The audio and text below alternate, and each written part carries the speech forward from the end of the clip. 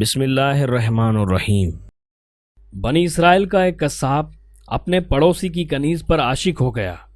اتفاق سے ایک دن کنیز کو اس کے مالک نے دوسرے گاؤں کسی کام سے بھیجا۔ قصاب کو موقع مل گیا اور وہ بھی اس کنیز کے پیچھے ہو لیا۔ جب وہ جنگل سے گزری تو اچانک قصاب نے سامنے آ کر اسے پکڑ لیا اور اسے گناہ پر آمادہ کرنے لگا۔ جب اس کنیز نے دیکھا کہ اس قصاب کی نیت خراب ہے تو اس نے کہا، اے نوجوان، تو اس گناہ میں نہ پڑ۔ حقیقت یہ ہے کہ جتنا تم مجھ سے محبت کرتا ہے اسے کہیں زیادہ میں تیری محبت میں گرفتار ہوں، لیکن مجھے اپنے مالک حقیقی اللہ کا خوف اس گناہ کے ارتکاب سے روک رہا ہے۔ اس نیک سیرت اور خوف خدا رکھنے والی کنیز کی زبان سے نکلے ہوئے یہ الفاظ تاثیر کا تیر بن کر اس قصاب کے دل میں پیوست ہو گئے، اور اس نے کہا، جب تو اللہ عز و جل سے اس قدر ڈر رہی ہے تو میں اپنے پاک پروردگار سے کیوں نہ ڈروں؟ میں بھی تو اسی مالک کا بندہ ہوں۔ جا، تو بے خوف ہو کر چلی جا۔ اتنا کہنے کے بعد اس قصاب نے اپنے گناہوں سے سچی توبہ کی اور واپس پلٹ گیا۔ راستے میں اسے شدید پیاس محسوس ہوئی، لیکن اس ویران جنگل میں کہیں پانی کا دور دور تک کوئی نام و نشان نہ تھا۔ قریب تھا کہ گرمی اور پیاس کی شدت سے اس کا دم نکل جائے۔ اتنے میں اسے اس زمانے کے نبی کا ایک قاصد ملا۔ جب اس نے قصاب کی یہ حالت دیکھی تو پوچھا، تجھے کیا پریشانی ہے؟ قصاب نے کہا، مجھے سخت پیاس لگی ہے۔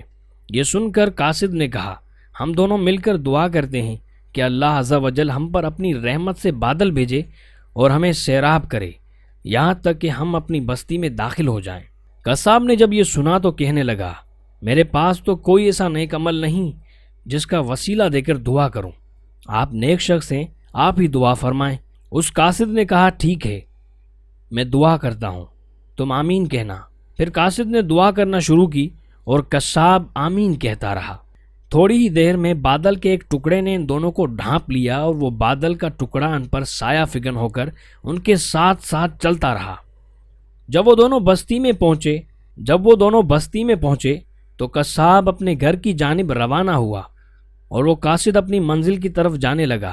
بادل بھی قصاب کے ساتھ ساتھ رہا۔ جب اس قاصد نے یہ ماجرا دیکھا تو قصاب کو بلایا اور کہنے لگا، تم نے تو کہا تھا کہ میرے پاس کوئی نیکی نہیں اور تم نے دعا کرنے سے انکار کر دیا تھا۔ پھر میں نے دعا کی اور تم آمین کہتے رہے، لیکن اب حال یہ ہے کہ بادل تمہارے ساتھ ہو لیا ہے اور تمہارے سر پر سایہ فگن ہے۔ سچ سچ بتاؤ، تم نے ایسی کون سی عظیم نیکی کی ہے جس کی وجہ سے تم پر یہ خاص کرم ہوا؟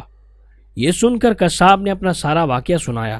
اس پر اس قاصد نے کہا، اللہ عز و جل کی بارگاہ میں گناہوں سے توبہ کرنے والے کا جو مقام و مرتبہ ہے وہ دوسرے لوگوں کا نہیں۔ بے شک گناہ سرزرد ہونا انسان ہونے کی دلیل ہے، مگر ان پر توبہ کر لینا مومن ہونے کی نشانی ہے۔